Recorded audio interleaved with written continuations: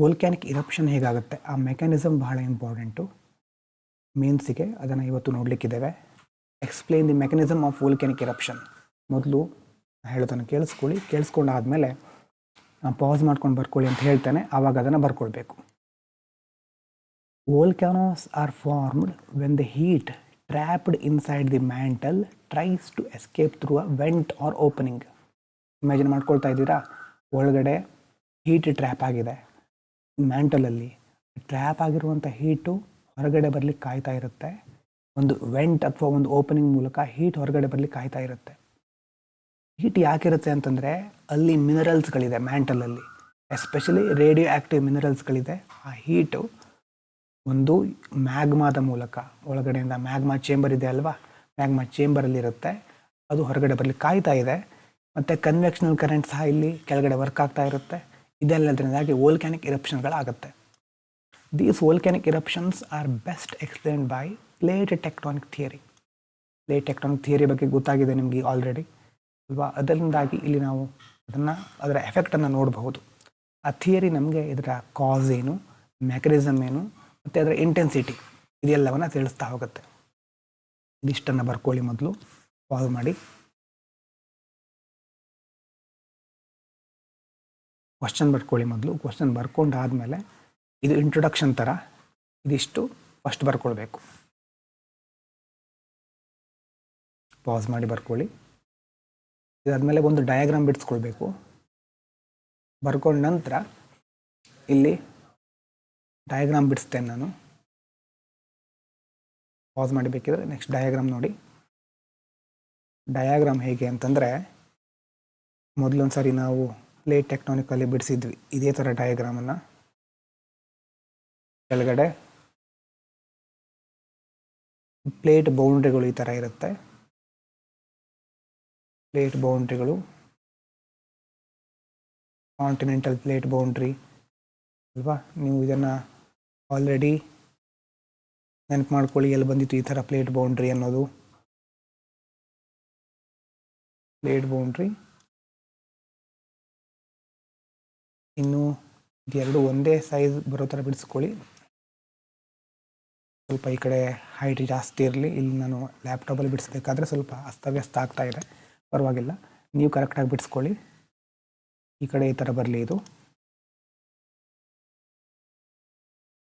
ಇದು continental plate ಈ ಕಡೆ ಇರೋದು. ಇದು ಓಷಿಯಾನಿಕ್ ಪ್ಲೇಟು. ಓಷಿಯಾನಿಕ್ಕು ಇದು ಕಾಂಟಿನೆಂಟಲ್ಲು, ಇದು ಕಾಂಟಿನೆಂಟಲ್ಲು. ಇಲ್ಲಿ ಸಬ್ಡಕ್ಷನ್ ಆಗ್ತಾ ಇದೆ, ಇಲ್ಲೂ ಸಬ್ಡಕ್ಷನ್ ಆಗ್ತಾ ಇದೆ. ಮತ್ತು ಇಲ್ಲಿ ಕನ್ವೆಕ್ಷನಲ್ ಕರೆಂಟ್ಗಳು, ಒಳಗಡೆ ಕರೆಂಟ್ಗಳಿದೆ. ಇಲ್ಲೂ ಸಹ ಕನ್ವೆಕ್ಷನ್ ಕರೆಂಟ್ಗಳಿದೆ. ಕನ್ವೆಕ್ಷನ್ ಕರೆಂಟ್,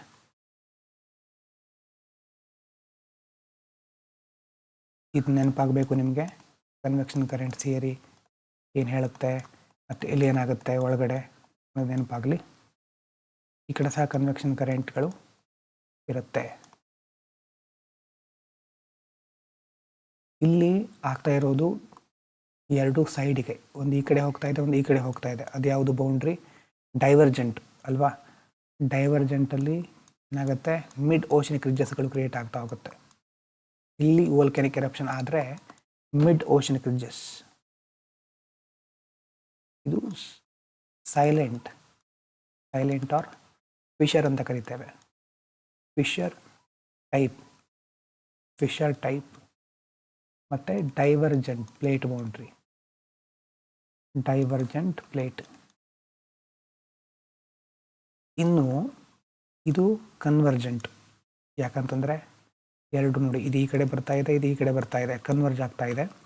ಹಾಗಾಗಿ ಇಲ್ಲಿ ನೀವು ಫೋಲ್ಡ್ ಮೌಂಟೇನ್ಗಳನ್ನು ನೋಡಬಹುದು ಅಥವಾ ವೋಲ್ಕ್ಯಾನಿಕ್ ಇರಪ್ಷನನ್ನು ನೋಡಬಹುದು. ಇಲ್ಲ ಆಗುವಂಥದ್ದು ವೋಲ್ಕ್ಯಾನಿಕ್ ಇರಪ್ಷನ್ ಯಾವುದು? ವೈಲೆಂಟ್ ಮತ್ತು ಕನ್ವರ್ಜೆಂಟ್.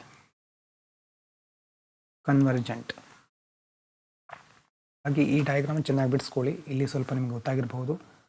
ಅಂದರೆ ಸ್ವಲ್ಪ ಈ ಥರ ಈ ಕಡೆ ಯಾಕೆ ಬಿಡಿಸಿದ್ದೀನಿ ಅಂತಂದರೆ, ಇಲ್ಲಿ ಏನಾದರೂ ನಿಮಗೆ ಡೌಟ್ ಬಂದರೆ ಒಂದೇ ಲೆವೆಲಿಗಿದ್ರೆ ಒಳ್ಳೇದು ನೋಡಿ.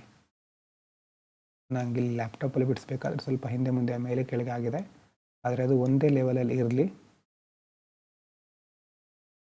ಈ ಥರ ಆಗಿ ಇಲ್ಲಿ ಇನ್ನೊಂದು ಪ್ಲೇಟು ಈ ಥರ ಬರಲಿ. ಅದು ಈ ಥರ ಬಂದು ಒಳಗಡೆ ಇದನ್ನೆಲ್ಲ ಬಿಡಿಸ್ಕೊಂಡು ಇಲ್ಲಿ ಮಿಡ್ ಓಷನಿಕ್ ರಿಡ್ಜಸ್ ಥರ ಕ್ರಿಯೇಟ್ ಮಾಡೋದು, ಇಲ್ಲಿ ವೈಲೆಂಟ್ ಎರಪ್ಷನನ್ನು ಬರೆಯೋದು. ಇಷ್ಟು ಈ ಥರ ಇರಲಿ, ಬಿಡಿಸ್ಕೊಳ್ಳಿ. ಪಾಸ್ ಮಾಡಿ ಬಿಡಿಸ್ಕೊಳ್ಳಿ. ಬಿಡಿಸ್ಕೊಂಡಾದ್ಮೇಲೆ ಈಗ ನೆಕ್ಸ್ಟ್ ಚೇಂಜ್ ಮಾಡ್ತೇನೆ. ಇದು ಇಂಟ್ರೊಡಕ್ಷನ್ ಆದಮೇಲೆ ಇಲ್ಲಿ ಆ ಇಮೇಜ್ ಇರಬೇಕು. ಇಷ್ಟೊತ್ತು ಬಿಡಿಸ್ಕೊಂಡ್ರಲ್ವಾ, ಇಮೇಜ್ ಇಲ್ಲಿರಬೇಕು. ಅದು ಇಮೇಜ್ ಆದಮೇಲೆ ಟೈಪ್ಸ್, ಯಾವ್ಯಾವ ಥರ ಟೈಪ್ಸ್ ಅಂತ ನೀವು ಎಕ್ಸಾಮ್ನಲ್ಲಿ ಏನು ಮಾಡಬೇಕಾಗುತ್ತೆ, ಸೈಡಲ್ಲಿ ಬಿಡಿಸ್ಬೇಕಾಗುತ್ತೆ. ಈ ಥರ ಸೈಡಲ್ಲಿ ಬಿಡಿಸಿ ಅದರ ಪಕ್ಕದಲ್ಲೇ ಎಕ್ಸ್ಪ್ಲೇನ್ ಮಾಡಬೇಕಾಗುತ್ತೆ. ಇಡೀ ಹಾಳೆಯನ್ನು ಇದಕ್ಕೋಸ್ಕರ ಕೊಡಲಿಕ್ಕಾಗೋದಿಲ್ಲ, ಡಯಾಗ್ರಾಮಿಗೋಸ್ಕರ. ಹಾಗಾಗಿ ಪೇಜನ್ನು ಸರಿಯಾಗಿ ಇಲ್ಲಿ ಇರೋ ಜಾಗದಲ್ಲೇ ಕರೆಕ್ಟಾಗಿ ಬಿಡಿಸ್ಕೋಬೇಕು. ಈಗ ಟೈಪ್ಸ್ ನೋಡಿ, ಮೊದಲನೇದು eruption associated with convergent plate boundary ಅಲ್ವಾ. ಕನ್ವರ್ಜೆಂಟ್ ಪ್ಲೇಟ್ ಬೌಂಡ್ರಿ ಏನಾಗುತ್ತೆ, ಎರಪ್ಷನ್ ಇಸ್ ವೈಲೆಂಟ್ ಆಗಿರುತ್ತೆ, ಸೆಂಟ್ರಲ್ ಟೈಪ್ ಅಂತ ಸಹ ಕರಿತೇವೆ ಇದಕ್ಕೆ. Generally associated with fold mountains. Fold mountain create ಆಗಿರೋದು ನೆನಪು ಮಾಡ್ಕೊಳ್ಳಿ ಕನ್ವರ್ಜೆಂಟಲ್ಲಿ. ಯಾಕೆ, caused when the denser plate subduct ಆಗ್ತಾ ಇದೆ, ಇದು ಗೊತ್ತಿದೆ ನಿಮಗೆ. ಮೆಲ್ಟ್ ಆಗುತ್ತೆ, ಸಬ್ಡಕ್ಟ್ ಆಗಿ ಮೆಲ್ಟ್ ಆಗುತ್ತೆ. ಮೆಲ್ಟ್ ಆದಮೇಲೆ magma forced to rise up, magma ಮೇಲ್ಗಡೆ ಬರುತ್ತೆ. All the volcanoes of convergent plate boundaries are of this central type. ಈ ಟೈಪ್ನಲ್ಲಿ ಇರುತ್ತೆ, ಸೆಂಟ್ರಲ್ ಟೈಪ್ನಲ್ಲಿ. ಮುಖ್ಯವಾಗಿ ಕನ್ವರ್ಜೆಂಟ್ ಪ್ಲೇಟ್ ಬೌಂಡ್ರಿಗಳಲ್ಲಿ ನಾವು ನೋಡೋದು, ಪೆಸಿಫಿಕ್ ರಿಂಗ್ ಆಫ್ ಫೈರಲ್ಲಿ ಇದನ್ನು ನೋಡಬಹುದು ಜಾಸ್ತಿ. ಇದಿಷ್ಟನ್ನು ಬರ್ಕೋಬೇಕು, ಪಾಸ್ ಮಾಡಿ ಬರ್ಕೊಳ್ಳಿ. ಟೈಪ್ಸ್ ಆಫ್ ಇರಪ್ಷನಲ್ಲಿ ಮೊದಲನೇದು eruption associated with convergent plate boundary, ಮೊದಲನೇದು. ಎರಡನೇದು Fisher type of eruption. Fisher type ಅಂತಂದರೆ, this type of eruption is either associated with divergent plate boundaries or with faults and fractures on the earth crust. ಒಂದು divergent plate boundary, ಅಲ್ಲೂ ಸಹ ಇದನ್ನು ನೋಡ್ಬೋದು. ಅಥವಾ ಅರ್ತ್ನಲ್ಲಿ ಏನಾದರೂ ಫಾಲ್ಟ್ಗಳಾಗಿದ್ದರೆ, ಕ್ರ್ಯಾಕ್ಗಳಾಗಿದ್ದರೆ ಅಲ್ಲೂ ಸಹ ಇದನ್ನು ನೋಡ್ಬೋದು. ಇನ್ ದಿಸ್ ಟೈಪ್ ಮ್ಯಾಗ್ಮಾ ಫ್ಲೂಯಿಡಿಕ್ಕು ಮತ್ತು ಮ್ಯಾಫಿಕ್, ಐರನ್ ಮತ್ತು ಮ್ಯಾಗ್ನೀಷಿಯಮ್. ಫ್ಲೂಯಿಡಿಂಗ್ ಅಂತ ಗೊತ್ತಿದೆ ನಿಮಗೆ, ಮ್ಯಾಗ್ಮಾ ಯಾವ ಥರ ಇರುತ್ತೆ, ಸಿಲಿಕಾ ಎಷ್ಟಿದ್ರೆ ಹೇಗಿರುತ್ತೆ ಅನ್ನೋದೆಲ್ಲ ನಿನ್ನೆ ನೋಡಿದ್ವಿ. ರಿವೈಸ್ ಮಾಡ್ಕೋಬೇಕು, ಇಂಪಾರ್ಟೆಂಟು. ಅದು ಕಾನ್ಸೆಪ್ಟಲ್ಲಿ ಕ್ಲಾರಿಟಿ ಕೊಡುತ್ತೆ. ಇಲ್ಲಿ ಫ್ಲೂಯಿಡಿಕ್ ಮತ್ತು ಮ್ಯಾಫಿಕ್ ಆಗಿರುತ್ತೆ ಮ್ಯಾಗ್ಮಾ. ಮ್ಯಾಫಿಕ್ ಅಂತಂದರೆ ಮ್ಯಾಗ್ನೀಷಿಯಮ್ ಮತ್ತು ಐರನ್ನು, ಅದರಲ್ಲಿ ರಿಚ್ ಇರುತ್ತೆ ಮ್ಯಾಗ್ಮಾ. ಮ್ಯಾಗ್ಮಾ ಏನಾಗುತ್ತೆ, ಮೇಲ್ಗಡೆ ರೈಸ್ ಆಗುತ್ತೆ, rises upwards and find its way silently through cracks and fissures. ಸೈಲೆಂಟಾಗಿ ಒಂದು ದಾರಿಯನ್ನು ಪಾಯಿಂಟ್ ಔಟ್ ಮಾಡಿ ಹೊರಗಡೆ ಬರುತ್ತೆ. ಬಂದು ಒಂದು ಮಿಡ್ ಓಷನಿಕ್ ರಿಡ್ಜಸ್ಗಳನ್ನು ಫಾರ್ಮ್ ಮಾಡುತ್ತೆ, ಅಥವಾ ವಾಸ್ಟ್ ಪ್ಲ್ಯಾಟೂಗಳನ್ನು, ನೆಕ್ ಆ್ಯಂಡ್ ಟ್ರ್ಯಾಪ್ ಅಂತ ನಮ್ಮ ದೇಶದಲ್ಲಿ ಇದೆಯಲ್ವ, ಆ ಥರ ಅದನ್ನು ಕ್ರಿಯೇಟ್ ಮಾಡುತ್ತೆ. ಇದು ವೋಲ್ಕ್ಯಾನಿಕ್ ಇರಪ್ಷನ್ಗಳಿಂದಾಗಿ ಮುಖ್ಯವಾಗಿ ನಾವು ಏನು ನೋಡ್ತೇವೆ, short term global cooling, long term global warming, ಇದೆರಡು ಅಸೋಸಿಯೇಟ್ ಆಗಿರುತ್ತೆ. ಎರಡನ್ನು ಸಹ ಯಾಕೆ ಅಂತ ನೀವು ನೋಡಿದ್ವಿ. ಶಾರ್ಟ್ ಟರ್ಮ್ನಲ್ಲಿ ಸನ್ಲೈಟನ್ನು ಬ್ಲಾಕ್ ಮಾಡುತ್ತೆ, ಅದರಿಂದ ಗ್ಲೋಬಲ್ ಕೂಲಿಂಗ್ ಆಗುತ್ತೆ. ಆದರೆ ಲಾಂಗ್ ಟರ್ಮ್ನಲ್ಲಿ ಗ್ರೀನ್ ಹೌಸ್ ಗ್ಯಾಸ್ಗಳಿಂದಾಗಿ ಗ್ಲೋಬಲ್ ವಾರ್ಮಿಂಗ್ ಆಗುತ್ತೆ. They are also associated with mass extinction and thus influence evolution of life. ವೋಲ್ಕನೋಗಳಿಂದ ಮಾಸ್ ಎಕ್ಸ್ಟಿಂಕ್ಷನ್ಗಳು, ಅಂದರೆ ಬಹಳ ಹಿಂದೆ ಸಾವಿರಾರು ದೊಡ್ಡ ಮಟ್ಟದಲ್ಲಿ ಜೀವಿಗಳು ನಾಶ ಆಗಲಿಕ್ಕೂ ಸಹ ವೋಲ್ಕನೋಗಳು ಕಾರಣ ಆಗಿತ್ತು. ಮತ್ತು ಇವಲ್ಯೂಷನ್ ಆಫ್ ಲೈಫನ್ನು ಬಹಳ ಇನ್ಫ್ಲುಯೆನ್ಸ್ ಮಾಡಿದೆ ವೋಲ್ಕನೋಗಳು. ದೋ not scientifically proven, it has been observed that melting of ice caps and glaciers associated with increasing volcanic activity. ಅಂದರೆ ಸೈಂಟಿಫಿಕಲಿ ಇನ್ನೂ ರಿಸರ್ಚ್ ಆಗ್ತಾ ಇದೆ. ಈ ಐಸ್ ಕ್ಯಾಪ್ ಮೆಲ್ಟ್ ಆಗೋದು, ಗ್ಲೇಷಿಯರ್ಗಳು ಮೆಲ್ಟ್ ಆಗೋದು, ಅದರಲ್ಲೂ ಪೋಲಾರ್ ರೀಜನ್ಗಳಲ್ಲಿ ಮೆಲ್ಟ್ ಆಗೋದು ವೋಲ್ಕ್ಯಾನಿಕ್ ಆ್ಯಕ್ಟಿವಿಟಿ ಇನ್ಕ್ರೀಸ್ ಆಗೋದಕ್ಕೆ ಸ್ವಲ್ಪ ರಿಲೇಟೆಡ್ ಆಗಿದೆ ಅಂತ, ಅದಕ್ಕೆ ಅಸೋಸಿಯೇಟ್ ಆಗಿದೆ ಅಂತ ಸೈಂಟಿಫಿಕಲಿ ರಿಸರ್ಚ್ ನಡೀತಾ ಇದೆ. ಇಲ್ಲಿ because the melting of ice caps reduces overlying pressure. ಭೂಮಿ ಮೇಲೆ ಐಸ್ ಕ್ಯಾಪ್ಸ್ಗಳಿದೆ ಅಂತ ಇಟ್ಕೊಳ್ಳಿ ಪೋಲಾರ್ ರೀಜನಲ್ಲಿ. ಇದು ಮೆಲ್ಟ್ ಆಗ್ತಾ ಇದೆ, ಹರಿದು ಹೋಗ್ತಾ ಇದೆ. ಹರಿದು ಹೋಗ್ತಾ ಇದ್ದಾಗ ಮೇಲ್ಗಡೆ ಪ್ರೆಷರ್ ಕಡಿಮೆ ಆಗುತ್ತೆ. ಆ ಪ್ರೆಷರ್ ಕಡಿಮೆ ಆದಾಗ ಅಂದರೆ ಅರ್ತಿಗೆ ಸಂಬಂಧಪಟ್ಟಂಥ ಲೋಡು ಡಿಕ್ರೀಸ್ ಆಗುತ್ತೆ. ಲೋಡ್ ಡಿಕ್ರೀಸ್ ಆದಾಗ ಕೆಳಗಡೆ ಇರೋ ಮ್ಯಾಗ್ಮಾ ಈಸಿಯಾಗಿ ಮೇಲ್ಗಡೆ ಬರಲಿಕ್ಕೆ ಸಾಧ್ಯ ಆಗುತ್ತೆ. Causing magma to rise and increasing volcanic eruption. ಮೇಲ್ಗಡೆ ಜಾಸ್ತಿ ಪ್ರೆಷರ್ ಇದ್ದರೆ ಮ್ಯಾಗ್ಮಾ ಹೊರಗೆ ಬರಲಿಕ್ಕೆ ಆಗೋದಿಲ್ಲ, ಮೇಲ್ಗಡೆಯಿಂದನೇ ಒತ್ತಡ ಇರುತ್ತೆ. ಆದರೆ ಮೇಲ್ಗಡೆ ಒಂದು ಪ್ರೆಷರ್ ರೆಡ್ಯೂಸ್ ಆಗ್ತಾ ಇದ್ದ ಹಾಗೆ ಮ್ಯಾಗ್ಮಾ ಹೊರಗೆ ಬರಲಿಕ್ಕೆ ಈಸಿ ಆಗುತ್ತೆ. ಹಾಗಾಗಿ ಅದರಿಂದ ಸಹ ವೋಲ್ಕ್ಯಾನಿಕ್ ಎರಪ್ಷನ್ ಆಗಬಹುದು ಅನ್ನುವಂಥದ್ದು ರಿಸರ್ಚ್ ನಡೀತಾ ಇದೆ. ಇದನ್ನು ಬರ್ಕೊಳ್ಳಿ. ಮೇಲ್ಗಡೆ ಇದನ್ನು ಬರ್ಕೊಂಡಿದ್ದೀರಿ ಅನಿಸುತ್ತೆ, ಇಲ್ಲಿದ್ರೆ ಬರ್ಕೊಳ್ಳಿ. First type. ಅದಾದಮೇಲೆ ಫಿಶರ್ ಟೈಪ್ ಆಫ್ ಎರಪ್ಷನ್ನು. ಫಿಶರ್ ಟೈಪ್ ಆಫ್ ಎರಪ್ಷನ್ನು ಇಲ್ಲಿ ಫಿಶರ್ ಟೈಪಿಗೆ ಸಂಬಂಧಪಟ್ಟಿರೋದು ನೋಡಿ, ಇಲ್ಲಿಂದ ಇಲ್ಲಿ ತನಕ, ಇಲ್ಲಿಂದ ಇಲ್ಲಿ ತನಕ. ಅದಾದಮೇಲೆ ಇದು ಸಪ್ರೇಟ್ ಪಾಯಿಂಟ್, ಇದು ಸಪ್ರೇಟ್ ಪಾಯಿಂಟ್, ಇದು ಯಾವುದ್ರ ಜೊತೆ ಅಸೋಸಿಯೇಟ್ ಆಗಿದೆ ಅಂತ ಇಲ್ಲಿ ತನಕ ಬರ್ಕೊಂಡು ಪಾಸ್ ಮಾಡಿ ಬರ್ಕೊಂಡು ನೆಕ್ಸ್ಟ್ ಕೆಳಗಡೆ ಇಲ್ಲಿ ತನಕ ಇದು ಆಮೇಲೆ ಕನ್ಕ್ಲೂಷನ್ ಥರ ಬರೆಯೋದು. Volcanic eruptions result from the release of internal heat and pressure through tectonic movement ಅಲ್ವಾ. ಇಂಟರ್ನಲ್ ಹೀಟು ಪ್ರೆಷರ್ ರಿಲೀಸ್ ಆಗೋದು, ಟೆಕ್ಟಾನಿಕ್ ಮೂಮೆಂಟ್ ಆಗ್ತಾ ಇದೆ ಒಳಗಡೆ. Their intensity varies with plate interaction. ಒಳಗಡೆ ಪ್ಲೇಟ್ ಯಾವ ಥರ ಇಂಟರಾಕ್ಷನ್ ಆಗ್ತಾ ಇದೆ, ಕನ್ವರ್ಜೆಂಟಾ ಡೈವರ್ಜೆಂಟಾ ಅನ್ನುವ ಆಧಾರದ ಮೇಲೆ ಅದರ ಇಂಟೆನ್ಸಿಟಿ ಚೇಂಜ್ ಆಗ್ತಾ ಇರುತ್ತೆ. Explosive at convergent zones, convergent ಝೋನ್ಗಳಲ್ಲಿ ಎಕ್ಸ್ಪ್ಲೋಸಿವ್ ಆಗಿರುತ್ತೆ.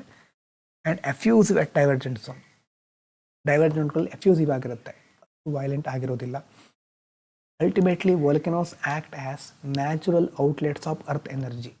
ನ್ಯಾಚುರಲ್ ಔಟ್ಲೆಟ್ಗಳು, ಭೂಮಿ ತನ್ನ ಒಳಗಿನ ಎನರ್ಜಿಯನ್ನು ಹೊರಹಾಕುವಂಥ ಒಂದು ನೈಸರ್ಗಿಕ ವಿಧಾನ ಅಂತ ಹೇಳಬಹುದು. Shaping and rejuvenating the planet surface. ಇದರಿಂದಾಗಿ ನಮ್ಮ ಸರ್ಫೇಸ್, ಭೂಮಿಯ ಮೇಲಿನ ಸರ್ಫೇಸು ಶೇಪ್ ಆಗುತ್ತೆ. ಇದರಿಂದಾಗಿ ನಮ್ಮ ಭೂಮಿಗೆ ಸಂಬಂಧಪಟ್ಟಂಥ ಹಲವಾರು ಪ್ರಕ್ರಿಯೆಗಳು ನಡೆಯುತ್ತೆ ಅಂತ ಕನ್ಕ್ಲೂಷನ್ನಲ್ಲಿ ಬರೀಬಹುದು. ಇಷ್ಟನ್ನು ಪಾಸ್ ಮಾಡಿ ಬರ್ಕೊಳ್ಳಿ. ಕನ್ಕ್ಲೂಷನ್ ಸಹ ಇಂಪಾರ್ಟೆಂಟ್. ಅಂದರೆ ಇದು ನಿಮಗೆ ಮೇನ್ಸಿಗೆ ನಾನು ಮುಖ್ಯವಾಗಿ ಬರೆಸ್ತಾ ಇರೋದು. ಬರ್ಕೊಂಡ್ರ ನೆಕ್ಸ್ಟು ಇಂಪ್ಯಾಕ್ಟ್ ಏನೇನಾಗುತ್ತೆ. Impact of the volcanic eruption on global climate. Global ಕ್ಲೈಮೇಟಿಗೆ ಸಂಬಂಧಪಟ್ಟ ಹಾಗೆ ಏನು ಇಂಪ್ಯಾಕ್ಟ್ ಆಗುತ್ತೆ. ಇಂಟ್ರೋದಲ್ಲಿ ಏನು ಬರೆಯೋದು, global climate change. Global climate change ಬಗ್ಗೆ ಡೀಟೇಲ್ ಆಗಿ ನೋಡ್ತೇವೆ. ಈಗ ಇಲ್ಲಿ ಸ್ಟಾರ್ ಮಾರ್ಕ್ ಹಾಕಿಟ್ಕೊಳ್ಳಿ, ಇದು ಇಂಪಾರ್ಟೆಂಟು. ಅದರ ಬಗ್ಗೆ ಡೀಟೇಲ್ ಆಗಿ ನೋಡಿದಾಗ ಅಲ್ಲಿಂದ ಇಂಟ್ರೊಡಕ್ಷನನ್ನು ನಾವು ಪಡ್ಕೊಳ್ತೇವೆ. ಈಗ ವೋಲ್ಕ್ಯಾನಿಕ್ ಆ್ಯಕ್ಟಿವಿಟಿ ಅಫೆಕ್ಟ್ ಮಾಡುತ್ತೆ ಅದನ್ನು. ಹೇಗೆ ಅಂತಂದರೆ global warming, global cooling. Short ಟರ್ಮಲ್ಲಿ ಗ್ಲೋಬಲ್ ಕೂಲಿಂಗ್ ಮಾಡುತ್ತೆ, ಯಾಕಂದರೆ ಡಿಕ್ರೀಸ್ ಆಫ್ ಇನ್ಸೋಲೇಷನ್, ಸೋಲಾರ್ ರೇಡಿಯೇಷನನ್ನು ವೋಲ್ಕ್ಯಾನಿಕ್ ಡಸ್ಟ್ ಮತ್ತು ಆ್ಯಶ್ಗಳು ಬ್ಲಾಕ್ ಮಾಡುತ್ತೆ. ಲಾಂಗ್ ಟರ್ಮಲ್ಲಿ ಗ್ಲೋಬಲ್ ವಾರ್ಮಿಂಗ್ ಆಗುತ್ತೆ, ಯಾಕಂದರೆ ಗ್ರೀನ್ ಹೌಸ್ ಗ್ಯಾಸ್ ಅಕ್ಯುಮುಲೇಟ್ ಆಗ್ತಾ ಹೋಗುತ್ತೆ. CO2, CH4, SO2 ಇದೆಲ್ಲ ಜಾಸ್ತಿ ಅಕ್ಯುಮುಲೇಟ್ ಆಗೋದ್ರಿಂದ ಲಾಂಗ್ ಟರ್ಮ್ ಗ್ಲೋಬಲ್ ವಾರ್ಮಿಂಗ್. ಇದು ಪ್ರೆಸಿಪಿಟೇಷನ್ ಅಲ್ವಾ, ವಾಟರ್ ವೇಪರ್ ರಿಲೀಸ್ ಆಗುತ್ತೆ ಇದರಿಂದ ಎರಪ್ಷನ್ನಲ್ಲಿ. ಅದು ಹೈಗ್ರೋಸ್ಕೋಪಿಕ್ ನ್ಯೂಕ್ಲಿಯೈ ಜೊತೆ ಕಂಬೈನ್ ಆಗಿ ಆ್ಯಸಿಡ್ ರೈನ್ ಇರ್ಬೋದು, ಆರ್ಟಿಫಿಷಿಯಲ್ ರೈನ್ಫಾಲ್ಗೆ ಕಾರಣ ಆಗುತ್ತೆ ಪ್ರೆಸಿಪಿಟೇಷನಲ್ಲಿ. ಇನ್ನು ಪೊಲ್ಯೂಷನ್ಗೆ ಸಂಬಂಧಪಟ್ಟ ಹಾಗೆ ವೋಲ್ಕ್ಯಾನಿಕ್ ಆ್ಯಶು, ಡಸ್ಟು, SO2, NOx, ಸ್ಮಾಗು, ಅದರಿಂದ ಬರುವಂಥ ಇದೆಲ್ಲ ಎಫೆಕ್ಟ್ಗಳಿಂದಾಗಿ ಏರ್ ಪೊಲ್ಯೂಷನ್ ಆಗುತ್ತೆ. ಮತ್ತು ಅಟ್ಮಾಸ್ಫೆರಿಕ್ ಒಪ್ಯಾಸಿಟಿ, ಅದರ ಮೇಲೆ ಹೇಳಿದ ಹಾಗೆ ಒಪೇಕ್ ಆಗಿರೋದು, ಅಟ್ಮಾಸ್ಫಿಯರಲ್ಲಿ ಒಪ್ಯಾಸಿಟಿ ಜಾಸ್ತಿ ಆಗ್ತಾ ಹೋಗುತ್ತೆ. ಬ್ಲಾಕ್ ಆಗೋದು ಸನ್ಲೈಟು, ಪೊಲ್ಯೂಷನ್ನು ಜಾಸ್ತಿ ಆಗೋದು. ಇನ್ನು melting of ice caps and glaciers. High heat ಮತ್ತು ವೋಲ್ಕ್ಯಾನಿಕ್ ಆ್ಯಶು ಈ ಗ್ಲೇಷಿಯರ್ಗಳ ಮೇಲೆ ಡೆಪಾಸಿಟ್ ಆದಾಗ ಎಲ್ಬಿಡೋ ಅಂತಂದರೆ ಒಂದು ಐಸ್ ಇದೆ ಅಂತ ಇಟ್ಕೊಳ್ಳಿ, ರಿಫ್ಲೆಕ್ಟಿವಿಟಿ, ಸನ್ಲೈಟನ್ನು ಎಷ್ಟು ರಿಫ್ಲೆಕ್ಟ್ ಮಾಡುತ್ತೆ ಅಲ್ವಾ, ಅರ್ತ್ ಸರ್ಫೇಸಿನ ರಿಫ್ಲೆಕ್ಟಿವಿಟಿಯನ್ನು ಎಲ್ಬಿಡೋ ಅಂತ ಕರಿತೇವೆ. ಆ ಅಲ್ಬಿಡೋ ಯಾವಾಗ ಈ ಹೀಟ್ನಿಂದಾಗಿ ಗ್ಲೇಷಿಯರ್ಗಳು ಮೆಲ್ಟ್ ಆಗ್ತಾ ಹೋಗುತ್ತೋ ಅದು ಅಲ್ಬಿಡೋ ಕಡಿಮೆ ಆಗ್ತಾ ಹೋಗುತ್ತೆ. ಹಾಗಾಗಿ ಒಂದು ಕಡೆ ಗ್ಲೇಷಿಯರ್ಗಳು ಮೆಲ್ಟ್ ಆಗುತ್ತೆ, ಮೆಲ್ಟ್ ಆದಾಗ ರಿಫ್ಲೆಕ್ಟಿವಿಟಿ ಕಡಿಮೆ ಆಗುತ್ತೆ, ರಿಫ್ಲೆಕ್ಟಿವಿಟಿ ಕಡಿಮೆ ಆದಾಗ ಇನ್ನಷ್ಟು ಸನ್ಲೈಟ್ ಬರ್ತಾ ಹೋಗುತ್ತೆ, ಅದರಿಂದಾಗಿ ಅಲ್ಬಿಡೋ ಇನ್ನಷ್ಟು ಕಡಿಮೆ ಆಗ್ತಾ ಹೋಗುತ್ತೆ. ಅಲ್ಬಿಡೋ ಬಗ್ಗೆ ಮುಂದೆ ಹೇಳ್ತೇನೆ. ಆದರೆ ಅಲ್ಬಿಡೋ ಅಂತಂದ್ರೆ ಏನು, ಒಂದು ಐಸ್ ಇದೆ ಅಂತಂದರೆ ಅದು ಸನ್ಲೈಟನ್ನು ಯಾವ ಥರ ರಿಫ್ಲೆಕ್ಟ್ ಮಾಡುತ್ತೆ, reflectivity of earth surface. Volcanic ash, high heat ಎರಡರಿಂದಾಗಿ ಅಲ್ಬಿಡೋ ರೆಡ್ಯೂಸ್ ಆಗುತ್ತೆ ಮತ್ತು ಮೆಲ್ಟಿಂಗ್ ಜಾಸ್ತಿ ಆಗ್ತಾ ಹೋಗುತ್ತೆ. ಹಾಗಾಗಿ ಅದರಿಂದ ಸಿ ಲೆವೆಲ್ ರೈಸ್ ಆಗೋದು, ಓಷನ್ ಆ್ಯಸಿಡಿಫಿಕೇಷನ್ ಆಗೋದು ಅಲ್ವಾ, CO2 ಅಬ್ಸಾರ್ಪ್ಷನ್ ಜಾಸ್ತಿ ಆಗೋದು ಎಲ್ಲ ಜಾಸ್ತಿ ಅದಕ್ಕೆ ಕಾರಣ ಆಗುತ್ತೆ. ಓಷನ್ ಆ್ಯಸಿಡಿಫಿಕೇಷನ್ ಅಂತಂದರೆ ಜಾಸ್ತಿ CO2, more CO2 dissolves in ocean water, pH ಕಡಿಮೆ ಆಗುತ್ತೆ. Affect marine ecosystem and coral reefs. Coral ರೀಫ್ಗಳಿಗೆ, ಮರೀನ್ ಇಕೋಸಿಸ್ಟಮ್ಗೆ ಇದು ಅಫೆಕ್ಟ್ ಮಾಡುತ್ತೆ. ಲಾಸ್ಟಲ್ಲಿ global warming is mainly caused by anthropogenic activity. Anthropogenic ಅಂತಂದರೆ human activity, while volcanoes play only a minor and localised role. ವೋಲ್ಕೆನೋಗಳು ಇದರಲ್ಲಿ ಮೈನರ್ ಅಥವಾ ಲೋಕಲೈಸ್ಡ್ ರೋಲ್ನ ಪ್ಲೇ ಮಾಡುತ್ತೆ ಇನ್ ಮಾಡಿಫೈಯಿಂಗ್ ಗ್ಲೋಬಲ್ ಕ್ಲೈಮೇಟನ್ನು ಮಾಡಿಫೈ ಮಾಡೋದ್ರಲ್ಲಿ ಮನುಷ್ಯನಿಂದ ಆಗತಕ್ಕಂಥ ಕಾರಣ ಜಾಸ್ತಿ ಇದೆ. ಅಂದರೆ ವೋಲ್ಕೆನೋಗಳ ಪಾತ್ರ compared to human beings, anthropogenic activity ವೋಲ್ಕೆನೋಗಳ ಪಾತ್ರ ಸ್ವಲ್ಪ ಕಡಿಮೆ ಇದೆ. However their short term climatic effects, ಉದಾಹರಣೆಗೆ temporary cooling can still be significant immediately after major eruption. ಸಡನ್ನಾಗಿ ಒಂದು ಕಡೆ ಇರಪ್ಷನ್ ಆದರೆ ಇವರ ಶಾರ್ಟ್ ಟರ್ಮ್ ಕ್ಲೈಮೇಟ್ ಎಫೆಕ್ಟ್ಗಳು ನಾವು ನೋಡ್ತಾ ಹೋಗ್ಬೋದು. PDF ಟೆಲಿಗ್ರಾಮ್ನಲ್ಲೂ ಹಾಕಿರ್ತೇನೆ. ಒಂದು ವೇಳೆ ನಿಮಗೆ ವಿಡಿಯೋ ನೋಡ್ಕೊಳ್ಬೇಕಾದ್ರೆ ಏನಾದರೂ ಮಿಸ್ ಆಗಿದ್ದರೆ ಅದನ್ನು ಕರೆಕ್ಟಾಗಿ ನೋಡಿ ಬರ್ಕೊಳ್ಳಿ. ಮತ್ತು ಇಲ್ಲಿ ಸ್ಟಾರ್ಟಿಂಗಲ್ಲಿ ಇಲ್ಲೊಂದು ಡಯಾಗ್ರಾಮ್ ಬಿಡಿಸ್ಕೋಬೇಕಾಗತ್ತೆ. ಅದಾದಮೇಲೆ ಅಷ್ಟಲ್ಲಿ ಕನ್ಕ್ಲೂಷನ್ ಇಲ್ಲಿ ನೀವು ಬರ್ಕೊಂಡಿಲ್ಲ ಅನಿಸುತ್ತೆ, ಒಂದು ಸಾರಿ ಒಂದು ಸೆಕೆಂಡ್ ಪಾಸ್ ಮಾಡ್ಕೊಂಡು ಬರ್ಕೊಳ್ಳಿ. ಇದು ಪೊಲ್ಯೂಷನ್ ತನಕ. ಇದಾದ ನಂತರ melting of ice cap glaciers. ಇಷ್ಟು ಡೌಟ್ ಬಂದರೆ, ಮಿಸ್ ಆಗಿದೆ ಅಂತ ಅನಿಸಿದರೆ ಇದನ್ನು ಟೆಲಿಗ್ರಾಮ್ನಲ್ಲಿ ರೆಫರ್ ಮಾಡಿ. ಓಕೆನಾ? ಸರಿಯಾಗಿದ್ದರೆ ಇನ್ನು ಇದರಲ್ಲಿ ಇವತ್ತು ಇಷ್ಟನ್ನು ಮಾತ್ರ ಹೇಳಿರೋದು. ಇನ್ನು ವೋಲ್ಕ್ಯಾನಿಕ್ ಲ್ಯಾಂಡ್ ಫಾರ್ಮ್ಗಳ ಬಗ್ಗೆ ಮುಂದಿನ ವೀಡಿಯೋದಲ್ಲಿ ಡಿಸ್ಕಸ್ ಮಾಡೋಣ. Thank you so much.